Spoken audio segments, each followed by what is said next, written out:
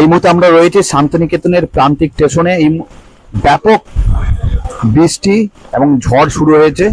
কালবৈশাখী ঝড়ে কার্যত লন্ডভন্ড এই মুহূর্তে শান্তিনিকেতনের বিভিন্ন জায়গা। আমরা দেখতে পাচ্ছি একটি বিজ্ঞাপন, সেই বিজ্ঞাপনের টুকরোটি ছিঁড়ে গেল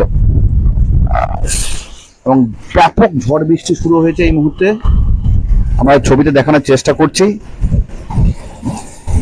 এবং যারা কমেন্টে রয়েছেন তারা জানাবেন কোথায় কোথায় থেকে দেখছেন এবং কোথায় বৃষ্টি হচ্ছে। বীরভূম জেলা সহ অন্যান্য জেলা কোথা থেকে বৃষ্টি হচ্ছে সরাসরি জানাতে পারেন। আমরা যেটা জানতে পারছি যে শুধু বীরভূমের নয়, একাধিক জায়গাতে বৃষ্টি হচ্ছে এবং যে সমস্ত মাটির বাড়ি রয়েছে সেই মাটির বাড়িতেও ব্যাপক ক্ষয়ক্ষতি হয়েছে। বীরভূমের বেশ কিছু জায়গাতে যেটা জানা যাচ্ছে, যে সমস্ত চাল রয়েছে খড়ের চাল, সেই খড়ের চাল ইতিমধ্যেই ক্ষতিগ্রস্ত হয়েছে। মাটির বাড়িগুলো যে রয়েছে সেই মাটির বাড়িতেও ক্ষতিগ্রস্ত হয়েছে এমনই জানা যাচ্ছে। এবং ছবিতে দেখানোর চেষ্টা করছি যে ব্যাপক বৃষ্টি শুরু হয়েছে, সঙ্গে ঝড়।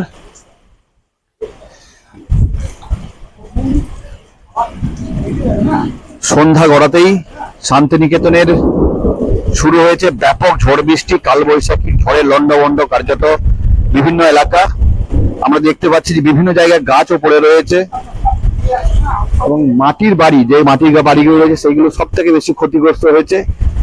ঠিক এই সময়টাতে এই কালবৈশাখী ঝড়ে ক্ষতিগ্রস্ত বীরভূমে একাধিক জায়গায় মাটির বাড়ি, খড়ের চাল ক্ষতিগ্রস্ত।